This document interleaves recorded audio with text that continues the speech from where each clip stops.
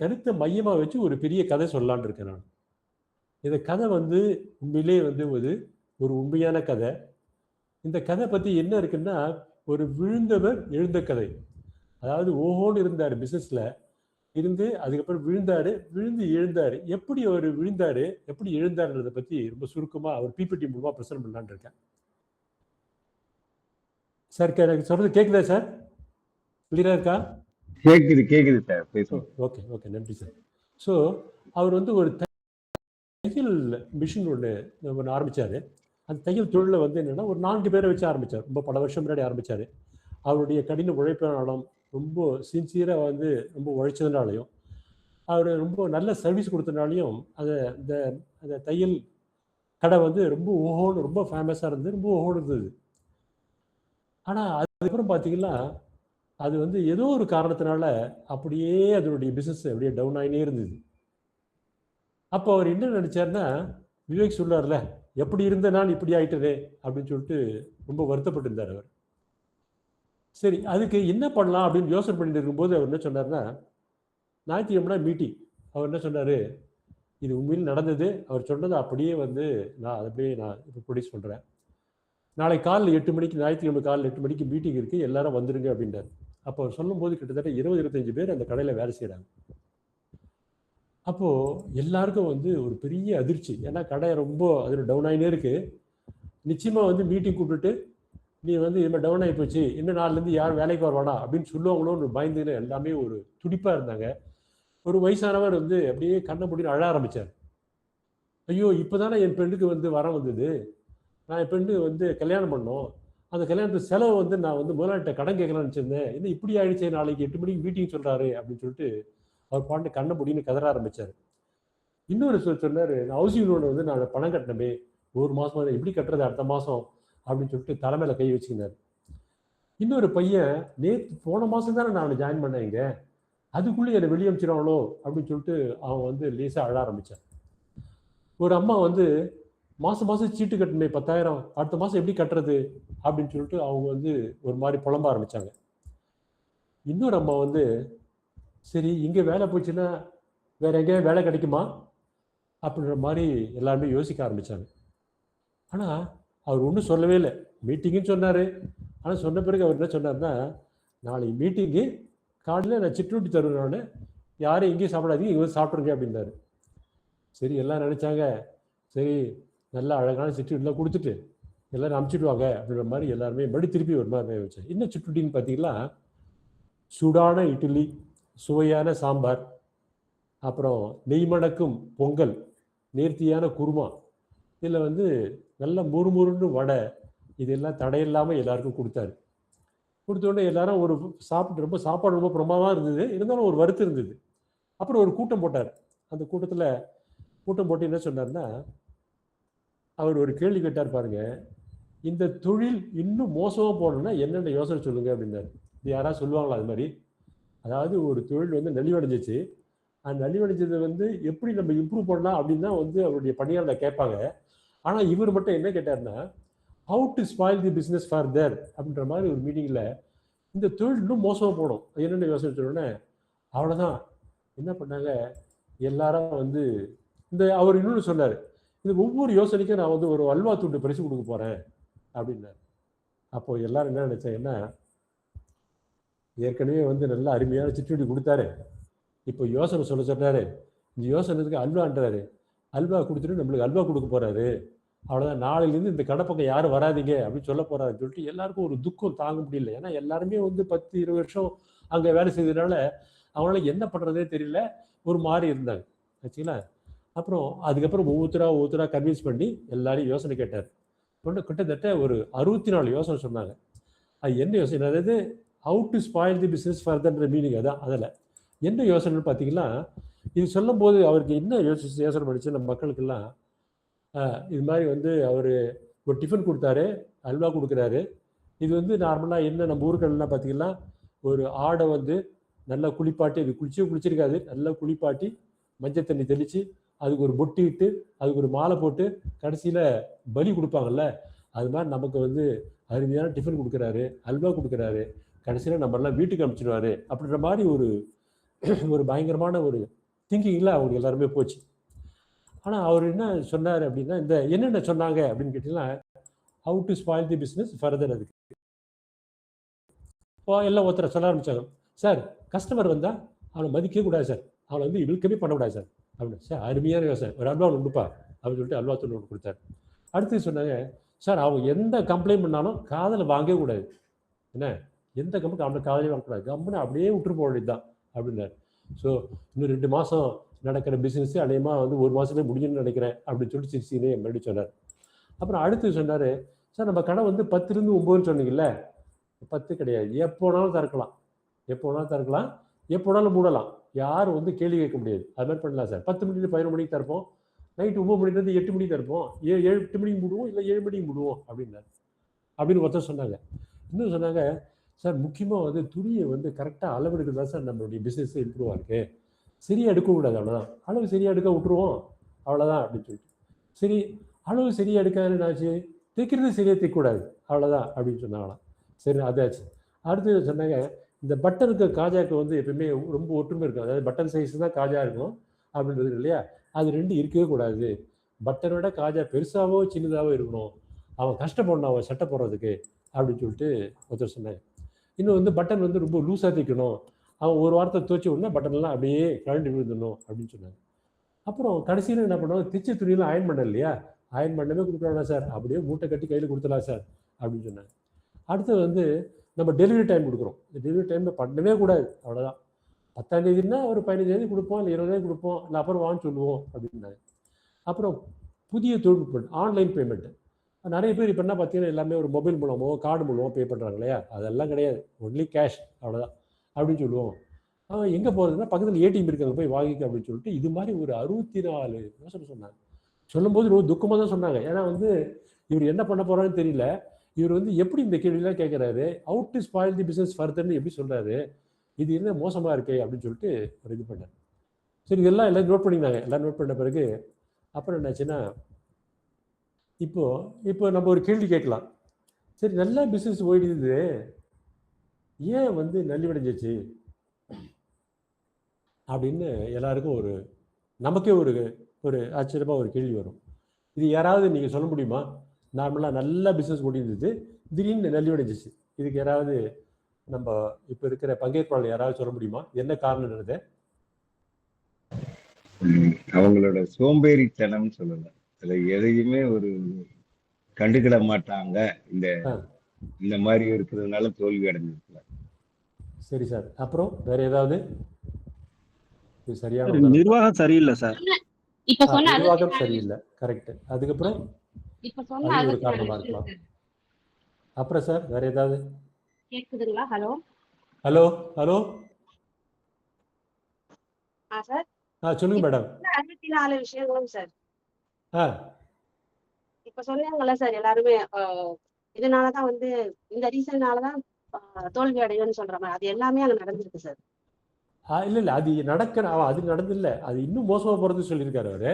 But நார்மலாக வந்து இவ்வளோ ஃபேமஸாக இருந்தது என்ன காரணம் பார்த்தீங்கன்னா முதல்ல இந்த மாதிரி இப்போ எல்லா ஜென்ரலாக நீங்கள் பார்ப்பீங்க, அதாவது நல்ல பிஸ்னஸ் நடக்க பணம் குவிஞ்சிக்கிட்டே இருக்கும்.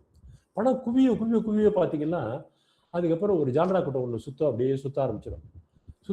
என்ன பண்ணுவாங்க, சார் இப்படி பண்ணலாம் சார், அப்படி பண்ணலாம் சார், இப்படி பண்ணலாம் சார் சொல்லிட்டு கொஞ்சமாக அவர் என்ன பண்ணுறாரு, இந்த லக்ஸரியில் வந்து போய் விழ ஆரம்பிச்சிடுவார். நார்மலாக அப்படி தான் விழ ஆரம்பிச்சிடுவாங்க. பிரச்சனை சாதாரண ஒரு கார் இருந்தது, ஆனால் அந்த கார் ஒன்று, சார் உங்களுடைய லெவலுக்கு என்ன சார் இது, நீங்கள் ஒரு பெரிய கார் வாங்க சார் அப்படின்னு சொல்லிட்டு ஒரு ஆடி கார் ஒன்று வாங்கினார். அது 30 லட்சம் 40 லட்சம் ஒரு ஆடி கார் வாங்கினார். அப்புறம் இவ்வளோ ஃபண்டு வருது வச்சு என்ன சார் பண்ண போகிறீங்க, நீங்கள் ஏதாவது ஒரு பெரிய ரியல் எஸ்டேட்டில் போங்க சார் அப்படின்னு ரியல் எஸ்டேட்டில் போனாங்க. இது சாதாரணமாக நடக்கிறது ஆக்சுவலாக. இப்போ என்ன ஆச்சுன்னா நல்லா வளர்ந்தது, பயங்கர டிமாண்டாக இருக்குது. ஆனால் இவர் பணத்தை எல்லாம் தூக்கி இது மாதிரி போட்டதுனால, அந்த பணத்தை பிஸ்னஸில் போடாதனால என்னாச்சுன்னா டிமாண்ட் அதிகமாக இருக்குது, பட் சப்ளை இல்லை. ஸோ மக்கள் வந்து நிறைய பேர் குவிய ஆரம்பித்தாங்க, தைக்கிற துணி நிறைய வந்தது, அது தைக்கிறதுக்கு ஆள் இல்லாதனால நினச்சுன்னா குவாலிட்டி போச்சு, குவாலிட்டி போனதுனால நினச்சுன்னா சர்வீஸ் எல்லாமே ரொம்ப குறைஞ்சி போச்சு. அதனால் அது அப்படியே நடந்துச்சு. நீங்கள் சொன்ன காரணமும் இருக்குது, பட் இது மெயின் காரணம் பார்த்தீங்கன்னா இதுதான் பண்ணியிருக்காரு. அவரே சொன்னார், இது மாதிரி தான் நான் பண்ணேன் அப்படின்னு சொல்லிட்டு அவரே சொன்னார். சொன்னோடனே சரி இது நலிவடைஞ்சு போச்சு, இப்போ என்ன பண்ணலாம், அடுத்தது என்ன பண்ணலாம் அப்படின்னு சொல்லிட்டு அடுத்தது வந்து யோசனை பண்ணிட்டார். என்ன பண்ணுறது அப்படின்னு பார்க்கும்போது அவர் வந்து ஒரு அவருக்கு வெற்றி பெறுவதற்கான காரணங்கள் என்ன அப்படின்னு பார்த்தீங்கன்னா, நார்மலாக என்ன காரணம் பார்த்தீங்கன்னா, நம்ம பலம், மனோபலம், உடல் பலம், பணபலம், ஏதோ எல்லா பலம், அந்த பலம் ஒரு காரணமாக இருக்கலாம். இல்லைன்னா நம்மளுக்கு நிறைய வாய்ப்பு கிடைச்சிருக்கலாம். அந்த வாய்ப்பு கிடைச்சதுன்னா நம்ம கண்டிப்பாக வெற்றி பெறுவதற்கான காரணங்கள் கண்டிப்பாக இருக்கும். இதே தோல்வி அடைவதற்கான காரணங்கள் அப்படின்னு பார்த்தீங்கன்னா, நார்மலாக வந்து நம்முடைய பலவீனம், ஏதோ பலவீனம் எல்லாம் இருக்கலாம். அல்லது சவால்கள், நிறைய திரட்டு பயங்கரமாக இருக்கலாம். அதாவது டெய்லர் கடைக்கு வச்சா வச்சு எதிர்க்கு ஒரு டெய்லர் கடை வச்சிருவாங்க. டீ கடை நல்லா போச்சுன்னு வச்சுங்க, கரெக்டாக ஆப்போசிட்டில் ஒரு டீ கடை வைப்பாங்க. இது மாதிரி நிறைய சவால்கள் வந்து இல்லை பக்கத்து கடையில் பக்கத்துலேயே டீ கடை வைப்பாங்க. அது மாதிரிலாம் இருக்குது. இது மாதிரிலாம் சவால்கள் பயங்கரமாக இருக்குது. ஸ்வாட் அனாலிசிஸ் சொல்லுவாங்க. இதெல்லாம் கம்பைன் பண்ணி இதை வந்து எப்படி நல்லா பண்ணுறதுன்னு சொல்லுவாங்க. ஆனால் ஜென்ரலாக நாம் என்ன நினைப்போம்னா, ஏதாவது ஒரு நம்ம வாழ்க்கையிலையோ அந்த பிஸ்னஸ்லேயோ நம்ம ஜெயிக்கணும்னு நினைப்போம். ஆனால் அவர் என்ன நினைச்சாருன்னா, நம்ம தோக்கக்கூடாது அப்படின்னு நினைச்சாரு. சரி, இதில் என்ன சார் வித்தியாசம்? இது ஜெயிக்கிறோன்னாவே தோக்கக்கூடாதுன்னு அர்த்தம், தோக்கக்கூடாதுனாவே ஜெயிக்கணும்னு அர்த்தம். இதில் என்ன சார் வித்தியாசம் இருக்குது? யாராவது சொல்லலாமா? என்ன வித்தியாசம் இருக்குது இதில்? ரெண்டு ஒன்று தானே. பாசிட்டிவ் எனர்ஜி தான் உங்களை ஜெயிக்க இருக்கு. தோல்வின்னா ஒரு நெகட்டிவ் எனர்ஜி, அதை நம்ம வந்து தீனி போடக்கூடாது. வெற்றியை வந்து தீனி போட்டா அது ஜெயிக்கலாம். Super sir. அதாவது ஒரு பாசிட்டிவ் திங்கிங்கோட இருக்கணும், தோற்கக்கூடாதுன்றது நெகட்டிவ் திங்கிங் வரணும் அப்படின்னு சொல்றீங்க. ஆனால் அவர் என்ன சொன்னார் அப்படின்னா, ஜெயிக்கிறதுக்கு எனக்கு நல்ல பலம் இருக்குது, வாய்ப்பு இருக்குது, ஓகே. ஆனால் தோக்கக்கூடாதுன்னு நினச்சேன்னு வச்சுங்களேன், நெகட்டிவ் பாயிண்ட்ஸ் நிறைய வரும் எனக்கு. ஏன் நான் தோக்கக்கூடாது? அப்படி என்னுடைய பலவீனம் என்ன, என்னுடைய சவால்கள் என்ன அப்படின்றத நான் யோசனை பண்ணி அது மூலமாக நான் வந்து இது பண்ணேன் அப்படின்னு சொல்லிட்டு சொன்னேன். அப்போது இது வந்து எனக்கு இந்த உடன்பாடு என்ன இருக்குன்னா, நான் வந்து ஐடியில் நான் கம்பெனியில் ஒர்க் பண்ணும்போது என்னுடைய கஸ்டமர்ஸ் எல்லாம் பேங்கர்ஸு எல்லாமே டெல்லி, மும்பை, ஹைதராபாத்லாம் இருப்பாங்க. இருந்தோடனே காலையில் வந்து நம்ம வந்து ஒரு ஃப்ளைட்டு பிடிச்சி ஜஸ்ட் 1 hour தான் டைம் கொடுப்பாங்க. பெரிய பெரிய எக்ஸிக்யூட்டிவ் ஜெனரல் மேனேஜர்லேருந்து எல்லாமே இருப்பாங்க அந்த மீட்டிங்கில். நான் அந்த 1 hourல என்னுடைய ப்ராடக்ட்டை பற்றி நான் சொல்லணும். சொன்னால் அந்த ப்ராடக்ட்டுடைய விலை வந்து 1 crore to 10 crores இருக்கும். என்னோட சேல்ஸ் கை ஒருத்தர் வருவார். இந்த 2 பேரும் அந்த 1 hourல வந்து இம்ப்ரெஸ் பண்ணணும். சரி, இம்ப்ரெஸ் பண்ணும்போது நான் என்ன நினைப்பேன்னா, இந்த பிபிடி ப்ரெசன்டேஷனோ அல்லது இந்த லைவ் டிமோ கொடுக்கணும். இது எப்படி கொடுக்குறது அப்படின்போது நான் இதே தான் நினைப்பேன். ஜெயிக்கிறது தோக்கக்கூடாதுன்னு நினைப்பேன். இப்போ தோக்கக்கூடாதுன்னு நினைக்கும்போது நான் என்ன நினைப்பேன்னா, அந்த பிபிடி ப்ரெசன்டேஷனுக்கு வந்து நான் லேப்டாப்பில் வச்சுருப்பேன். லேப்டாப் எதாவது போயிடுச்சுன்னா என்ன பண்ணுறது? சரி, அந்த வாட்ஸ்அப்பில் வச்சுக்குவேன். வாட்ஸ்அப் ஏதாவது பிரச்சனை என்ன பண்ணுறது? அதை எடுத்து மெயிலில் வந்து நான் ட்ரான்ஸ்ஃபர் பண்ணி பத்திரமா வச்சுக்குவேன். அப்புறம் பக்கத்தில் சேல்ஸ் கைக்கு அவருக்கும் கொடுப்பேன், அந்த காப்பி கொடுப்பேன். இதெல்லாம் கொடுத்த பிறகு அங்கே போன பிறகு என்னுடைய லேப்டாப் ஒர்க் பண்ணல அல்லது வேறு எதனா பிரச்சனை இருந்தால் என்ன பண்ணுறதுன்னா, மெயிலில் வந்து இருக்கிறத வச்சு என்ன பண்ணோம், அங்கே இருக்கிற பேங்க்கிட்ட கொடுத்து அங்கேருந்து ப்ரொசீட் பண்ணலாம் அப்படின்ற ஒரு இது. இன்னொன்று லைவ் டிமோ கொடுப்போம். அதாவது சர்வர் வந்து சென்னையில் இருக்கும், நாங்கள் டெல்லியில் வந்து திரு கனெக்ஷன் மூலமாக நான் கொடுப்போம். அப்படி கொடுக்கும்போது பார்த்தீங்கன்னா நார்மலாக இப்போ சில சமயம் பார்த்தீங்கன்னா சர்வரே டவுன் ஆயிருக்கு சென்னையில். அப்போ என்ன பண்ணுறது? அப்போ நம்ம தோக்கக்கூடாது அப்படின்னும் போது அது சர்வரில் நான் ப்ரெசென்ட் பண்ணுற அந்த அப்ளிகேஷன் இருக்கு இல்லையா, அப்படி முக்கியமான ஸ்க்ரீன்ஷாட்ஸ்லாம் எடுத்து நான் பத்திரமா வச்சுக்குவேன். ஸோ அதையும் என்ன பண்ணுவேன், மறுபடியும் திருப்பி நான் வந்து லேப்டாப்லேயோ அல்லது வாட்ஸ்அப்லேயோ மெயில்லையோ எல்லாரும் கொடுத்து பத்திரமா வச்சுக்குவேன். ஸோ இது வந்து இந்த இது எனக்கு ரொம்ப பிடிச்சிருந்தது. இதனால என்ன ஆச்சுன்னா, எனக்கு நான் கிட்டத்தட்ட ஒரு 200-300 பிபிடி ப்ரெசென்ட் பண்ணியிருக்கேன், டெமோ கொடுத்துருக்கேன். 99% வந்து ப்ரெசன்டேஷன் தோக்கவே இல்லை. இதனால தோக்கலை. ஆனால் பட் பிஸ்னஸ் கிடைச்சதான்றது அடுத்த விஷயம். ஏன்னா பிஸ்னஸ் கிடைச்சது வந்து பிஸ்னஸ் பொறுத்து இருக்கு. ஏன்னா நான் கேட்குற ஒரு அந்த காஸ்ட் ஆகட்டும், அந்த காஸ்ட்டுக்கு வந்து பேங்க் வந்து அக்ரி பண்ண இல்லையா, அதில் சிலதெல்லாம் தோக்கலாம், சில ஜெயிக்கலாம். ஆனால் என்னுடைய ப்ரெசன்டேஷன் இருக்கு இல்லையா, என்னுடைய ப்ரெசன்டேஷன் வந்து முக்கால்வாசி தோக்கவே தோக்காது. ஏன் நான் நினச்சேன்னா, நான் தோக்கக்கூடாதுன்னு எண்ணத்தில் தான் இருந்துச்சு. அவர் அதான் நினைச்சாரு. அது ஜெயிக்கிறன்றது பரவாயில்ல, நல்ல பாசிட்டிவ் திங்கிங் இருக்கு, ஆனால் அதை வச்சே நம்ம முடிவு பண்ணக்கூடாது. நம்ம தோக்கக்கூடாதுன்னு நினைச்சாதான் நம்மளுக்கு உண்டான நம்மளுக்கு நெகட்டிவ் பாயிண்ட்ஸ் நிறைய வரும். அதை வச்சு அதை எப்படி நம்ம எதிர்கொள்ளலான்றது தெரியும் அப்படின்றத ரொம்ப அழகாக சொன்னார். அதுதான் வந்து இதில் ப்ரெசென்ட் பண்ணியிருக்கேன். இப்போது அடுத்தது என்ன பண்ணாரு? சரி, நம்ம வந்து இப்போ எல்லாம் 64 யோசனை சொல்லிட்டாங்க. அந்த 64 யோசனையை வந்து எப்படி கன்வெர்ட் பண்ணலாம் அப்படின்னு சொல்லிட்டு என்ன பண்ணார் அவர், அந்த how to spoil the business, இந்த 64 சஜஷன்ஸை வந்து ஹவு டு இம்ப்ரூவ் தி பிஸ்னஸ்ன்னு மாற்றினார். எப்படி மாற்றினாரு அப்படின்னு சொன்னால், இப்போ அவங்க சொன்னாங்க இல்லையா, அதாவது நம்ம வந்து அந்த 64 பிஸ்னஸ் சொல்லும் போது சொன்னாங்க, யாரையும் வெல்கம் பண்ணக்கூடாது அப்படின்னு சொன்னாங்க. சரி, வெல்கம் பண்ணக்கூடாதா, சரி நம்ம ஒரு ஆள் தனியாக போடுவோம். தனியாக போட்டு இது வரைக்கும் யாரும் ஆள் இல்லை, சரி தனியாக போடுவோம். ஒரு ஆளை போட்டு வந்த உடனே அவளை அழகாக வெல்கம் பண்ணி அவளை வந்து அப்படியே ஒரு சேர்லேயே உட்கார வச்சு அவளுக்கு என்ன வேணுமோ, ஒரு தண்ணி கொடுக்குறது, இது கொடுத்து கட்டி என்ன சார் வேணும்னு கேட்டு எல்லாம் பண்ணுறது அப்படின்றாரு. ஷாப் வந்து இர்ரெகுலர் டைமில் ஓப்பன் பண்ணுறது அதெல்லாம் கிடையாது. 10 மணின்னா 9 மணிக்கு ஓப்பன் பண்ணிடணும். கண்டிப்பாக அது மாதிரி கண்டிப்பாக ஸ்ட்ரிக்டாக 9 மணிக்கு ஓப்பன் பண்ணணும். அப்போ தான் வந்து எல்லாரும் வந்து உள்ள, அதாவது நம்ம இந்த க்ளீன் பண்ணுறவங்க சுத்தமாக வைப்பாங்க, எல்லாமே அழகாக இருக்கும். 10 மணி பார்த்தீங்கன்னா கஸ்டமர் வந்தோன்னா பளிச்சுட்டு இருக்கணும் அப்படின்றது முடிவு பண்ணுங்க. அப்புறம் நைட்டு 9 மணினா ஸ்ட்ரிக்டாக 9 மணி, அது யார் வந்தாலும் சரி, மழை பெஞ்சாலும் சரி, இடி இடித்தாலும் சரி, 9னா 9 மணி நைட்டு அது வரைக்கும் இருக்குன்றத அதை இம்ப்ளிமெண்ட் பண்ணோம் அப்படின்னு சொல்லிட்டு அவர் முடிவு பண்ணார். அப்புறம் சரியாக அளவெடுக்கிறது, இதெல்லாம் பார்த்தீங்கன்னா ஒரு எக்ஸ்பர்ட்டை போடுறது, அளவெடுக்கிறது, தைக்கிறது அழகாக தைக்கணும், அதுக்கு ஒரு எக்ஸ்பர்ட்ஸை போடுறது, இந்த காஜா தைக்கிறதுலாம் அதுக்கெல்லாம் நல்ல திறமையான ஆளுக்களை போடுறது, இதெல்லாம் கரெக்டாக துணி அயன் பண்ணுறதுக்கு எல்லாம் கொடுக்குறது, அப்புறம் நிறைய டெலிவரி டைமோட கொடுக்குறதுலாம் அவர் நிறைய யோசனை பண்ணார். இதுக்காக என்ன பண்ணாருன்னா, அவர் படிச்சிருக்காரு. அதான் ரொம்ப ஆச்சரியம். அதாவது ஒரு டெய்லர் கடை வச்சிருந்தா நம்ம என்ன நினைப்போம்னா, டெய்லர் கடை வச்சுட்டாரு, அந்த அளவு படிப்பு இருக்காது, ஏதோ ஒரு பரம்பரை தொழில் மாதிரி அப்பா பண்ணியிருப்பாரு, அதையும் பையன் பண்ணுவாரு, படிச்சிருக்க மாட்டாங்கன்னு நினைச்சேன். ஆனால் இவர் படிச்சிருக்காரு, அது ஒரு பெரிய இது. நிறைய பிசினஸ் கான்ஃபரன்ஸ்ல நிறைய அட்டன் பண்ணாரு. ஏன் நம்ம தோத்தோம், நம்ம ஏன் தோத்தோம், எப்படி தோத்துறது விட்டுடுங்க, அவ்வளோதான் விட்டு போச்சு. ஆனால் எப்படி ஜெயிக்கின்றதை பார்க்கறதுக்காக அவர் சொல்லுவார், சில கான்ஃபரன்ஸ்லாம் அட்டன் பண்ணுறதுக்கு 1 லட்சம் ரூபா நான் செலவு பண்ணேன், ஏன்னா அவ்வளோ முக்கியமான கான்ஃபரன்ஸாக இருந்தது, ஆனால் நான் பார்ட்டிசிபேட் பண்ணேன் அப்படின்னாரு. அது இல்லாமல் management books, lot of management books படிக்க ஆரம்பித்தார். இது ஏன்னா அந்த பிஸ்னஸ் கம்பெனி சொல்லியிருக்காங்க, இதெல்லாம் படிங்க, இதெல்லாம் படிங்க அப்போ தான் உங்களுக்கு நல்ல ஐடியா கிடைக்கும் சொல்லிட்டு. அதில் அவர் சொன்ன ஒரு 3 புக்கு என்ன சொன்னார்னா, அட்டாமிக் ஹேபிட்ஸ், ஜேம்ஸ் கிளியர் ஒரு அட்டாமிக் ஹேபிட்ஸ்ன்னு சொல்லிட்டு ஒரு புக்கு. அது சின்ன சின்ன பழக்கங்கள், அந்த சின்ன சின்ன பழக்கங்கள், நல்ல பழக்கங்களை நீங்கள் ஃபாலோ பண்ணிக்கலாம், நிச்சயமாக காலப்போக்கில் மிகப்பெரிய வெற்றி அடையலாம் அப்படின்றத ரொம்ப அழகாக சொல்லியிருப்பாரு இந்த அட்டாமிக் ஹேபிட்ஸில். அதை நல்லா படிச்சிருக்காரு. அதுக்கப்புறம் 7 habits of highly effective people, இது நிறைய பேர் சொல்லுவாங்க, எல்லா இதுலேயும் சொல்லும்போது இது நிறைய புக் ரிவ்யூ பண்ணுவாங்க, அதில் பெரிய பெரிய ஆளுங்கள்லாம் நான் எப்படி ஜெயிச்சேன்னு சொல்லும்போது இந்த புக்கை கண்டிப்பாக ரெஃபர் பண்ணுவாங்க. அதை சொல்லியிருக்காரு. இதில் 7 பழக்கம், சிறப்பான பழக்கம், எப்படி ஒரு மிகச்சிறந்த வியாபாரி ஆகிறது, வர்த்தகத்தில் பெருசாக ஃபேமஸ் ஆகிறதுக்கு என்ன காரணம் அப்படின்னு பார்த்தீங்கன்னா, இந்த ஹைலி எஃபெக்டிவ் பீப்புள் அவங்க யூஸ் பண்ண அல்லது அவங்களுடைய குணநலங்கள், அது 7 ஹேபிட்ஸ் என்னன்னு பார்த்து அதை ஃபாலோ பண்ண ஆரம்பித்தார். ஸ்டீஃபன் ஆர் காவி எழுதியிருக்காரு, ரொம்ப அருமையாக இருக்குது அந்த புக்கு. அடுத்தது how to win friends and influence people, Dale Carnegie. இது நானே ரொம்ப ஒரு 20 முறை படிச்சிருப்பேன், அவ்வளோ அருமையாக இருக்கும், ரொம்ப சிம்பிள் இங்கிலீஷாக இருக்கும், ரொம்ப அருமையாக இருக்குது அந்த புக்கு. இது எப்படி ஃப்ரெண்ட்ஸ் எப்படி கஸ்டமர் எப்படி அட்ராக்ட் பண்ணுறது, கஸ்டமர்கிட்ட எப்படி பேசுறது, எப்படி இன்ஃப்ளூயன்ஸ் பண்ணுறது அப்படின்றது ரொம்ப அழகாக சொல்லியிருப்பாரு. இந்த 3 புக்கு என்னை ரொம்ப தாக்குச்சு அப்படின்றத ரொம்ப அழகாக சொல்லுவார். ஸோ அவர் பிஸ்னஸ் கான்ஃபரன்ஸ் அட்டன் பண்ணாரு, நிறைய புக்கும் படித்தார். படிச்சுட்டு அதோடு இல்லாமல் அவர் என்ன பண்ணார், சரி இன்னும் ஃபர்தராக நம்ம என்ன பண்ணலாம் அப்படின்னு சொல்லிட்டு இந்த சர்க்கிள் ஆஃப் கன்சர்ன்ஸ் சொல்லுவாங்க. அப்படின்னா என்னென்னா, அதாவது இந்த பியாண்ட் அவர் கண்ட்ரோல், அதாவது நம்மளால ஒன்றும் பண்ண முடியாது, அது மாதிரி பியாண்ட் அவர் கண்ட்ரோல் இருக்கும்போது நம்ம அதை பற்றி யோசனை பண்ணக்கூடாது, கவலைப்படக்கூடாது அப்படின்றத தெரிஞ்சுக்கிட்டார்.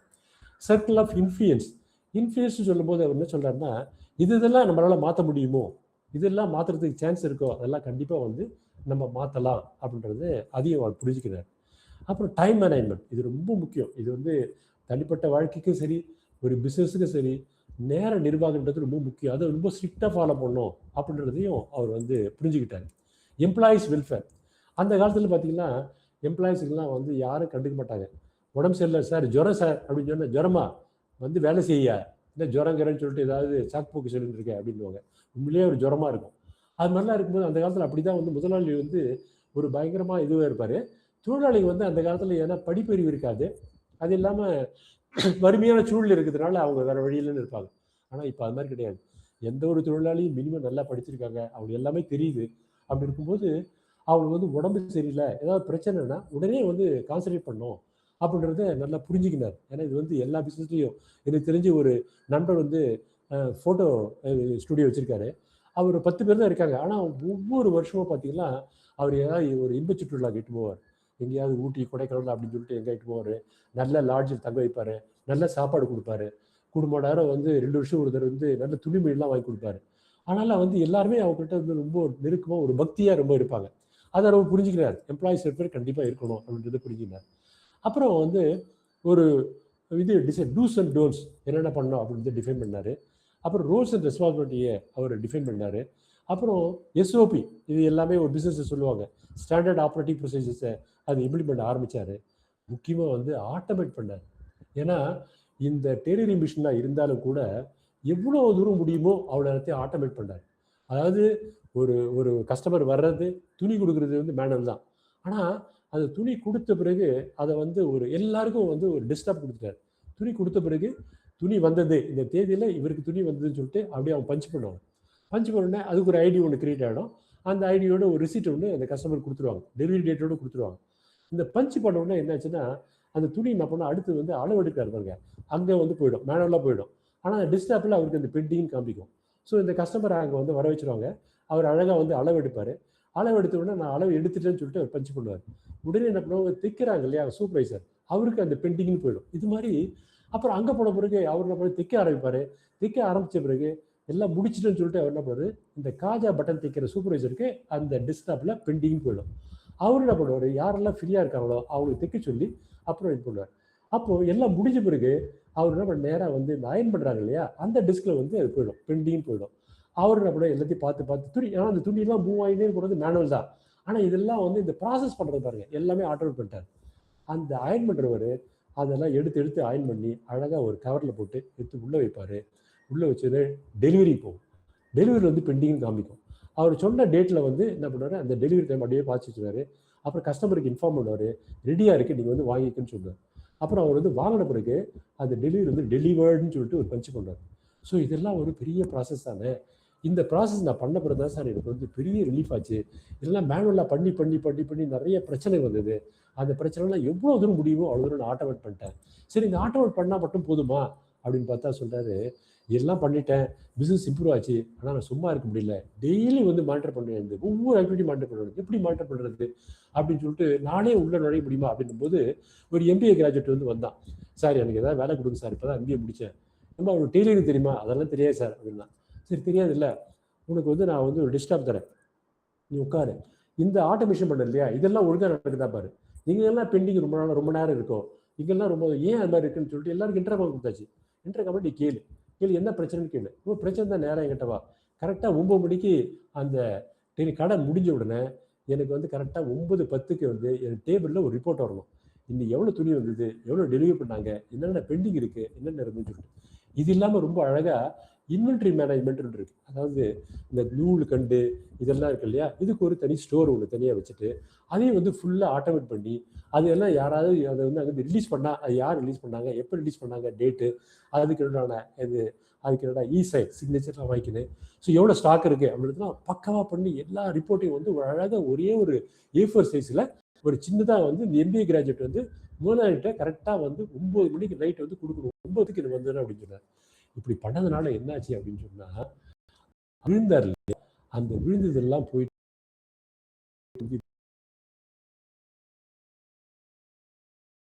சரி என்ன காரணம், யார் நான் போறதுன்னு சொன்னேன் இல்லையா, அந்த செல்ஃப் கான்ஃபிடன்ஸ், அதாவது நம்ம தோத்துட்டோம் அப்படின்னு சொல்லிட்டு தோண்ட போகாம, நம்ம வந்து அவ்வளோதாண்டா நம்ம வந்து எல்லாம் முடிஞ்சு போச்சு அப்படின்னு தோண்ட போகாம நிச்சயமா நம்ம ஜெயிக்கணும் அப்படின்னு சொல்லிட்டு, இது டெய்லர் கடை தான் இருந்தாலும் கூட ஜெயிக்கணும், நல்லா மேலே வரணும் அப்படின்னு சொல்லிட்டு இன்னொன்று பெர்சவரன்ஸ், விடாமுயற்சி, தொடல அவர் வந்து சொன்ன பாருங்க, பிசினஸ் கான்ஸ் அட் பண்றாரு, நிறைய புக் படிக்கிறாரு,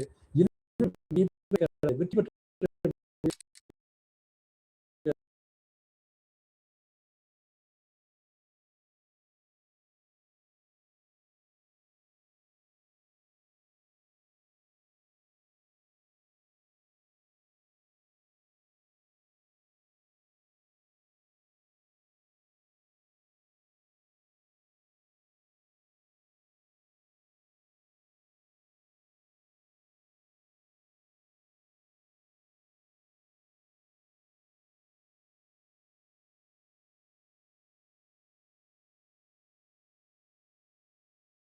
ஒரு யூனிக்கா இடம், அந்த யூனிக்கான அந்த தொழில வந்து வேற ஒருத்தர் வந்து பண்ண முடியாது, அதனால காம்படிட்டர் யார் இருக்க முடியாதுன்னு சொல்லிட்டு ஜேகே அடிக்கடி சொல்றாரு சொல்லிட்டு அவர் ஜேகே ஃபாலோயர், ஜேகே புக்கும் நிறைய படிப்பார். அதையும் சொன்னார். சரி இவர் யாரு அப்படின்னு சொல்லிட்டு பார்த்தீங்கன்னா, என்ன கடை பேரு அப்படின்னு பார்த்தீங்கன்னா, இவர் சொல்றாரு, நான் ஷேக்ஸ்பியர் கதையெல்லாம் படிப்பேன் நான், அதில் மெர்ச்சன்ட் ஆஃப் வெனிஸ்ன்றதுல பெல்மாண்ட் அப்படின்னு சொல்லிட்டு ஒரு டவுன் இத்தாலியில் ஒரு டவுன் இருக்க மாதிரி ஒரு கதை வரும். அந்த பெல்மாண்ட்டை பற்றி பேர் ரொம்ப பிடிச்சி போயிருந்தது எனக்கு. அந்த பெல்மாண்ட்னா ரொம்ப அழகிய மலை, அழகிய சிகரன்ற பேர் இருக்கு. ஸோ அந்த பேர்லேயே வந்து நான் வந்து பெல்மாண்ட் ஃபேஷன் அப்படின்னு வச்சுட்டேன். முதல்ல வந்து பெல்மாண்ட் டைலர்ஸ் இருந்தது, அப்புறம் மாற்றி வந்து பெல்மாண்ட் ஃபேஷன் வச்சுட்டேன் அப்படின்னு சொன்னார். சரி இப்போ வந்து அவர் சொல்றாரு, எப்படி நான் பிஸ்னஸ் இம்ப்ரூவ் பண்ணேன்னா, வாடிக்கையாளர் மட்டும் இல்லை, அதாவது நான் வந்து வாட்ஸ்அப்பில், இன்ஸ்டாகிராமில், ஃபேஸ்புக்கில் எல்லாம் என்னுடைய இதை பற்றி எல்லாம் சொல்லி அவங்களெல்லாம் கமெண்ட்ஸ் போட சொல்லி, அதே சமயத்தில் அந்த ரொம்ப நேர்மையாக இருந்து பண்ணதுனால எனக்கு வந்து ரேட்டிங் இப்போ வந்து 4.6 இருக்குது அப்படின்னு சொன்னார். அதில் இன்னொன்று சொன்னார், ஒரு ஒரு ஃபாரினர் வந்து நம்ம தமிழால் தான் ஃபாரினர் வந்து அவர் வந்து அவர் ஊருக்கு போகிற முன்னாடி வந்து துணியை கொடுத்துட்டு காலைல கொடுத்து சாயங்காலம் வாங்கிக்கிறேன் அப்படின்னு சொன்னார்.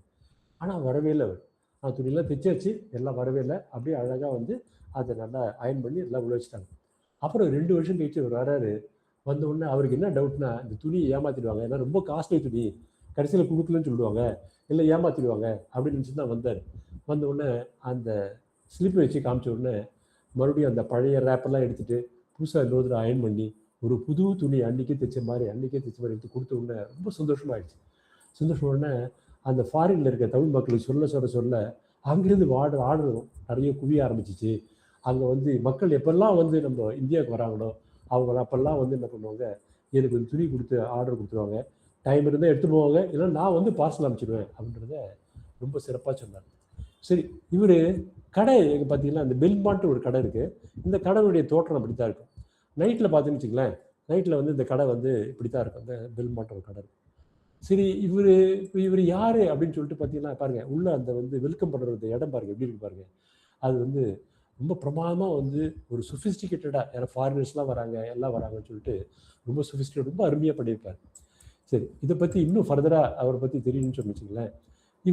அவர் வந்து அவருடைய அந்த இன்ஸ்டாகிராம்லேயோ அந்த வெப்சைட்லேயோ என்ன போட்டிருப்பாருன்னா, 30 வருஷமாக என்னுடைய எக்ஸ்பீரியன்ஸில் வந்து நாங்கள் வந்து கஸ்டமருக்கு தேவையான சூட்ஸு, சஃபாரிஸு, ஷெர்வானிஸு, ஜோத்பூரிஸு, குர்தாஸு, பேண்ட்ஸு, ஷர்ட்ஸு இதெல்லாம் வந்து ரொம்ப அழகாக நாங்கள் தைப்போம்.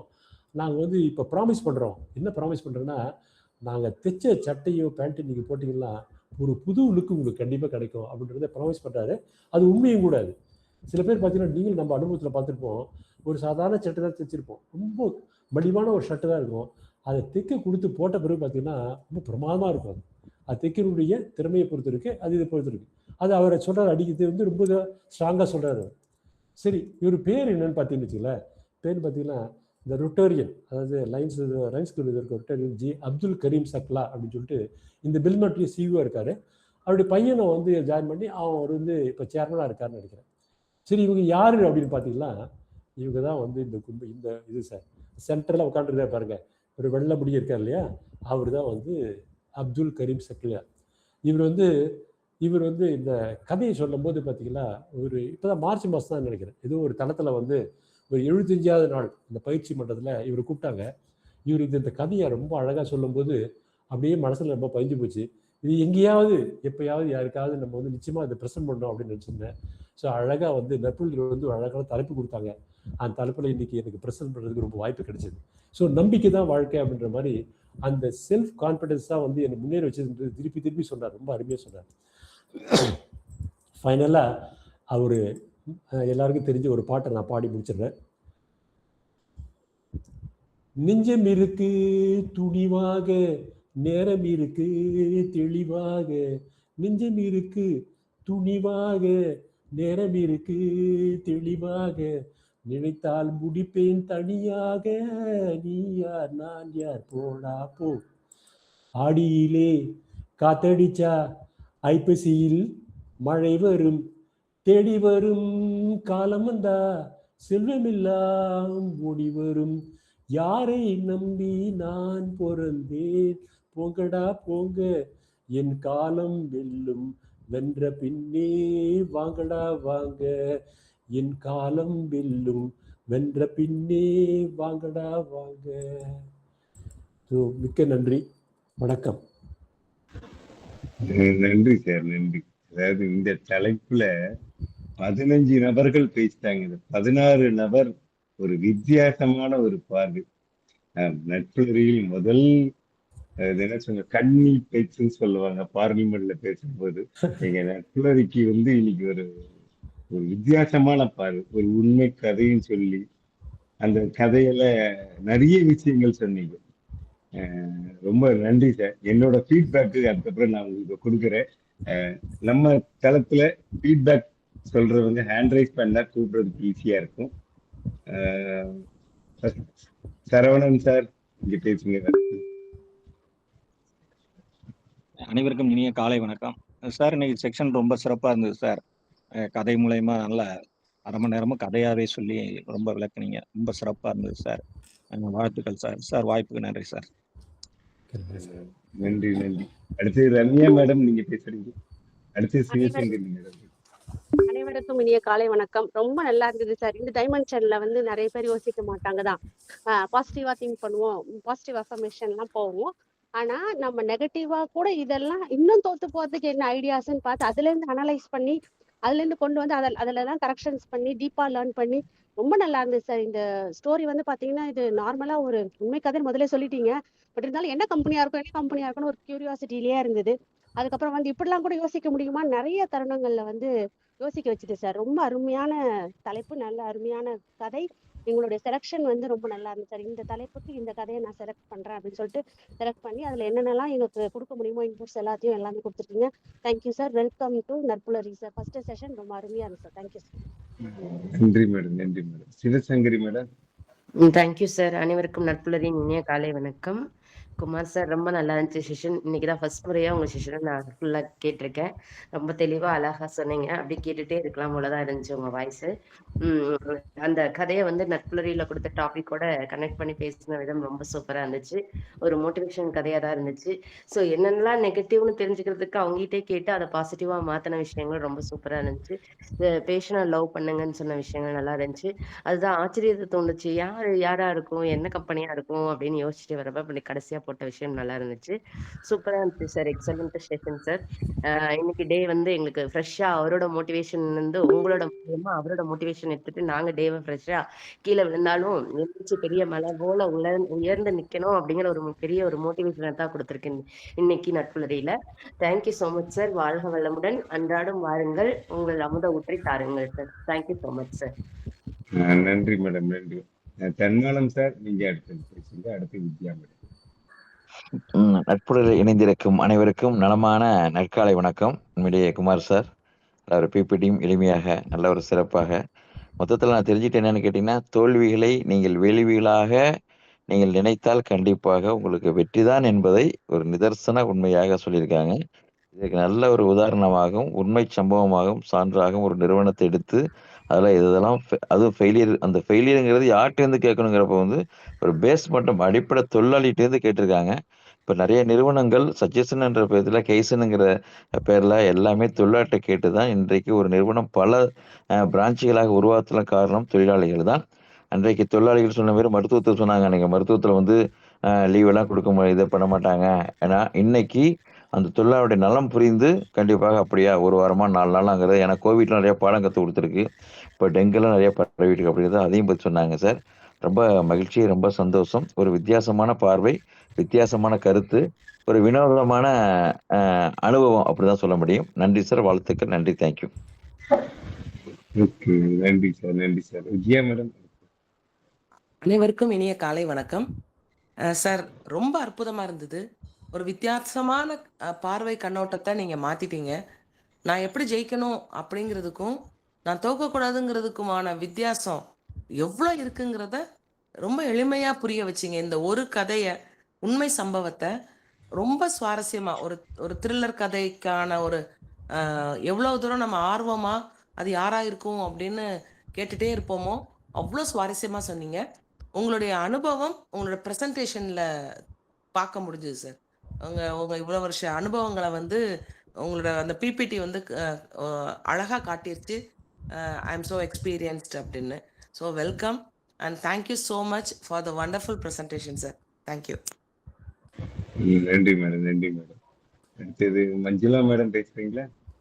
அடுத்து சாந்தல் மேடம் பேசுங்க. Hello sir, good morning, happy morning to all. Sir, I am also first time சாரோட கிளாஸ் அட்டன் பண்ணியிருக்கேன். such a great sir. நாங்கள் இப்போ தான் உங்களை இப்போ பார்த்துட்டு இருக்கோம் கொஞ்ச நாளாக உங்களை. ஆனால் உங்களுடைய கிளாஸ் உங்களுடைய செஷன் வந்து first time I attended today it sir. So such a great effort sir. அந்த ஸ்டோரி அவ்வளோ மேடம்லாம் சொன்ன மாதிரி அவ்வளோ ஒரு இன்ஸ்பைரிங்காக இருந்தது. அதுக்கான வித்தியாசங்கள் கூட ரொம்ப அருமையாக இருந்தது. So such a great sir. நான் உங்ககிட்ட நிறைய லேர்ன் பண்ணிக்கிறதுக்கான ஒரு சான்சஸ் இன்னைக்கு கிடைச்சதுல ரொம்ப happy. Thank you so much. Thank you sir. நன்றி நன்றி. சிவகனி மேடம் பேச முடியுமா? Yeah. Okay. திருமூர்த்தி சார் பேசுறீங்களா? சார் அனைவருக்கும் வணக்கம் sir. Thank you for the wonderful opportunity. Kumar sir, very nice presentation. PPT amazing sir. அந்த ஒரு கதைக்கு வந்து ஆப்டா ரொம்ப அழகா ஒவ்வொரு கண்டென்ட்டையும் தெளிவா எடுத்துட்டு வந்து போட்டிருக்கீங்கன்னு தான் சொல்லணும். அதோட நீங்க கனெக்ட் பண்ண அந்த புத்தகம், ஸோ எப்படி வந்து எவ்வளோ புத்தகத்தை வந்து படிச்சா மக்கள் வந்து முன்னேறுவாங்க அப்படிங்கிறதுக்கு நீங்க கோட் பண்ண ஒவ்வொரு புக்குமே ரொம்பவே சூப்பர் சார்.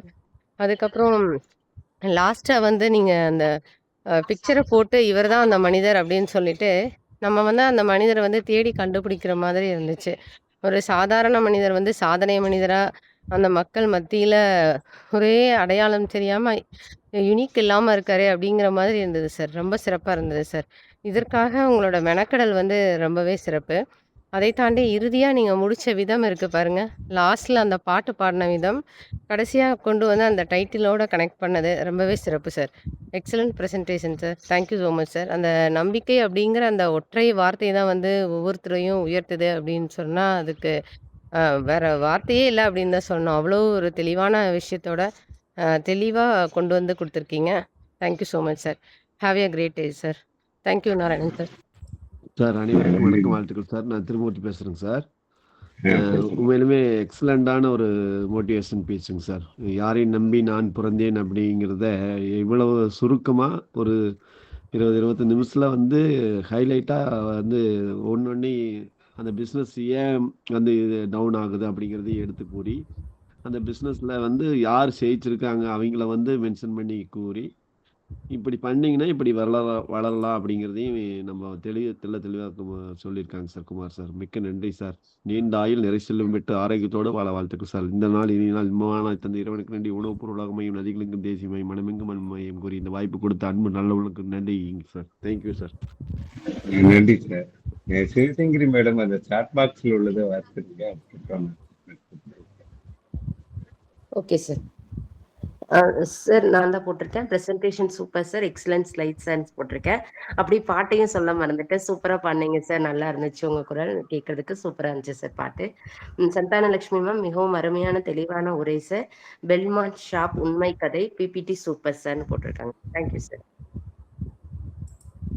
நன்றி நன்றி நன்றி. என்னோட பின்னூட்டம், அதாவது சார் சொன்ன விஷயங்கள் ஒரு 2 இதை நான் உதாரணமா சொல்லி என்னோட பின்னோட்டத்தை கொடுக்குறேன். ஒண்ணு வந்து இந்த staff welfare, employee staff welfare அப்படின்னாங்க. நீங்க எல்லாரும் போயிருக்கோ ஒரு 2000ல வந்து உலக பொருளாதாரம் ரொம்ப பாதிச்சுது. அந்த 2000-2007 நினைக்கிறேன். அப்போ வந்து எல்லா கம்பெனிலும் என்னென்ன ஃபர்ஸ்ட் கையை வச்சது இந்த ஸ்டாஃப் வெல்ஃபேர் தான் கையை வச்சாங்க. அப்போ வந்து டிவிஎஸ்ல வந்து ஜப்பான் கம்பெனியோட கொலாபரேஷன் கார் இருக்குல்ல, அவங்க வந்து இவங்களுக்கு ஐடியா கொடுக்க வந்திருக்கும் போது அந்த போர்டு மீட்டிங்ல வந்து ஸ்டாஃப் வெல்ஃபேர், நீங்க கேண்டீன் வச்சிருக்கீங்க, கேண்டீனுக்கு எவ்வளவு செலவாகுது, இந்த கேண்டீன் செலவை குறைங்கன்னு சொல்லும் போது டிவிஎஸோட பிரசன்டேஷன் எப்படி இருந்ததுன்னா, சார் அதை குறைக்க முடியாது சார், அதுல 1 பைசா குறைக்க முடியாது, அதை தவிர வேற எது குறைக்க முடியும்னு சொல்லுங்க, நான் பண்றேன் அப்படின்னாங்க. அப்ப அவங்க சொன்ன அது ஏன் அப்படின்னு கேட்கும்போது அவங்க சொன்னாங்க, சார் எங்க கம்பெனி காலையில 8 மணிக்கு ஓபன் ஆகுது, ஜெனரல் ஷிஃப்ட். 8 மணிக்குன்னா ஒருத்தர் வந்து அவங்க வீட்டுல 5 மணிக்கு கிளம்பணும். 5 மணிக்கு கிளம்பணும்னா அவங்க வீட்டுல இருக்கிற வீட்டம்மா வந்து 4 மணிக்கு எந்திரிச்சு சமையல் பண்ணி காலை சாப்பாடு மதியம் சாப்பாடு ரெடி பண்ணி கொடுக்கணும்.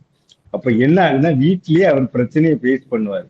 அதனால நாங்க என்ன சொன்னோம், நீ எந்திரிச்சியா வந்து என் கம்பெனில உனக்கு காலைல சுட சுட டிஃபன், சார் சொன்ன மாதிரி இட்லி தோசை வடை, மத்தியானம் நல்ல ஒரு மீல்ஸ் கொடுத்தா எனக்கு அதோட செலவு மிஞ்சி போனா ஒரு நாளைக்கு ஒரு ஆளுக்கு 50 ரூபாய்க்கு மேல ஆக போறது இல்லை. ஏன்னா 50 ரூபாய் செலவு பண்றேன், ஆனா ஒரு நாளைக்கு அவனுக்கு அவுட்புட் எனக்கு வர்றது வந்து 1000 ரூபாய்க்கு மேல வருது. ஒரு 1000 ரூபாய் வர்ற இடத்துல ஒரு 50 ரூபாய் நான் செலவு பண்றது என்ன அப்படின்னு அந்த ஸ்கீமை டிராப் பண்ணி அவங்க ஸ்டாஃப் வெல்ஃபேரை குறைக்கல. அடுத்தது அதே இது நான் வேலை பார்த்த கம்பெனி விண்மில் கம்பெனி, இது சம்பள குறைப்பு பண்ணாங்க. அதுக்கு லிஸ்ட் எடுத்தாங்க.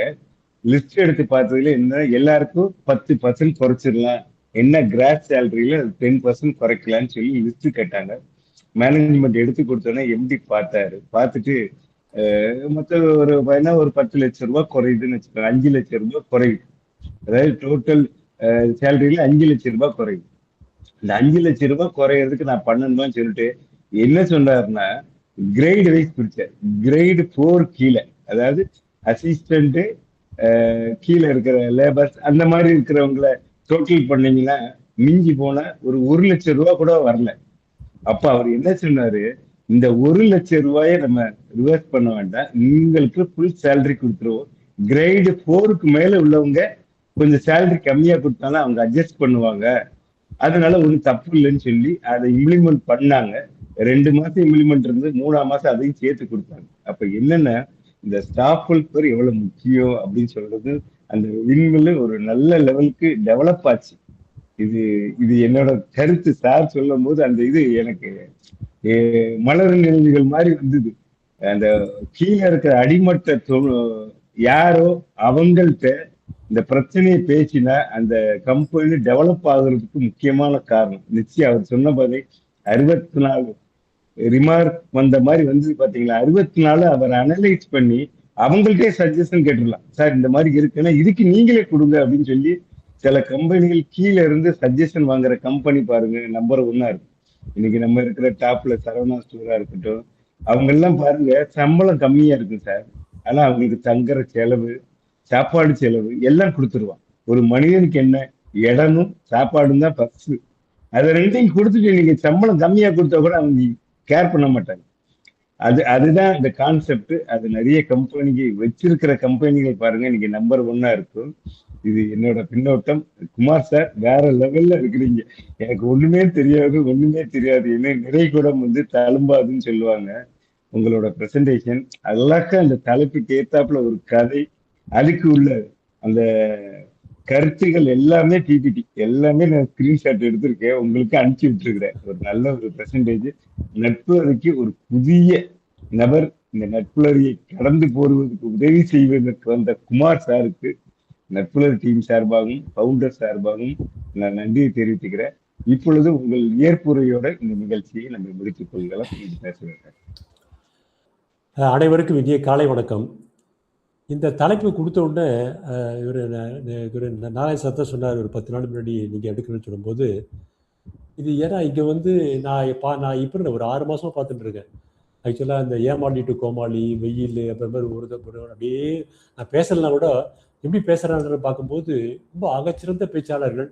அந்த அரை மணி நேரத்தில் எந்த வித பிபிடியும் கிடையாமல், எந்த ஒரு இதுவும் கிடையாமல், ரொம்ப அப்படியே அசால்ட்டாக அடிச்சுட்டு போகிறத பார்த்த உடனே என்னடா இப்படி இருக்கு அப்படின்னு சொல்லிட்டு ரொம்ப அப்படியே மேலே உயர்ந்து பார்த்துட்டு இருப்பேன். ஆனால் அந்த பார்த்துட்டு இருக்கும்போது பார்த்தீங்கன்னா எனக்கு ஒரு வாய்ப்பு கிடைக்குமா அப்படின்னு நினைக்கும்போது தானாக ஒரு வாய்ப்பு வந்து கிடைச்சதுக்காக நிறுவனர் குமரேசன் சாருக்கும் நாராயண சாருக்கும் மிக்க நன்றி தெரிவிச்சு கொடுக்குறேன். இந்த பிபிடி ப்ரெசன்டேஷன் வந்து எப்பவுமே பிபிடி இருந்துன்னு வச்சுக்கலாம், அது வந்து நிச்சயமாக வந்து ஒரு பிக்சரைஸ் பண்ணும்போது தான் மக்கள் மனசில் பதியும். என்னதான் நம்ம பேசினாலும் கூட அது பிக்சரைஸ் பண்ணுறது நான் வந்து நான் பேங்க்கில் இருக்கும்போது சரி, நான் ஐடி இருக்கும்போது சரி, இது ரொம்ப கற்றுக்கினேன். அதனால் எந்த ஒரு டாப்பிக்காக இருந்தாலும் பிபிடி எப்படியோ போட்டுருவேன் நான்.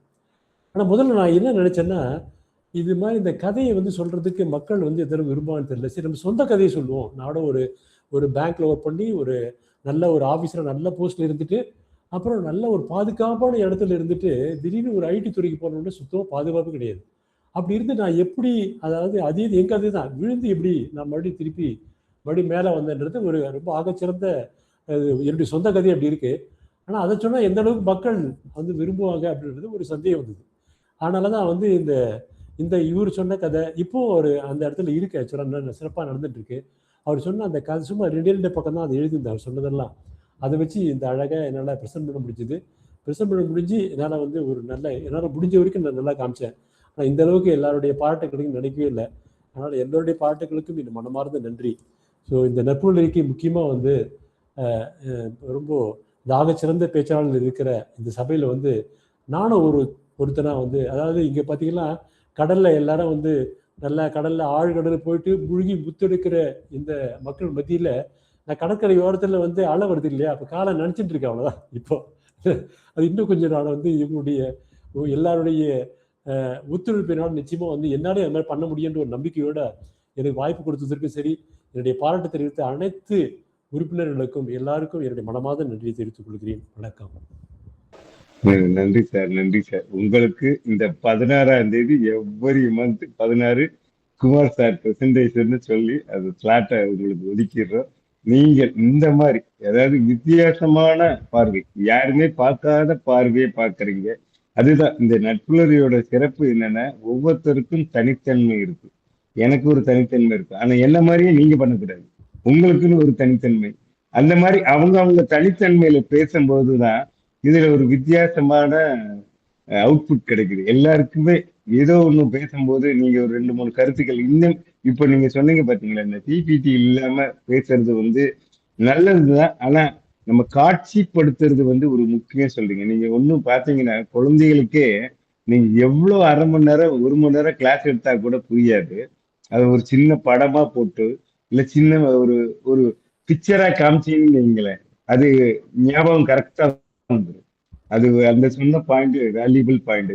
இந்த மாதிரிதான் ஒவ்வொருத்தர் பேசும்போது நமக்கு தேவையான கருத்துக்களை எடுத்துக்கிட்டாங்கன்னா நம்ம வாழ்க்கையில ஏதோ ஒரு இடத்துல அது பயன்படும் சொல்லி இன்றைய நிகழ்ச்சி ஒரு தரமான நிகழ்ச்சியாக கொடுத்த குமார் சாருக்கும் நன்றியை தெரிவித்து இந்த நிகழ்ச்சி இத்துடன் முடித்துக் கொள்வோம். நாளை வேறு ஒரு நபருடன் சந்திக்கலாம். நன்றி, வணக்கம். எல்லோருக்குமே வணக்கம். நன்றி சார். வணக்கம் சார். வணக்கம்.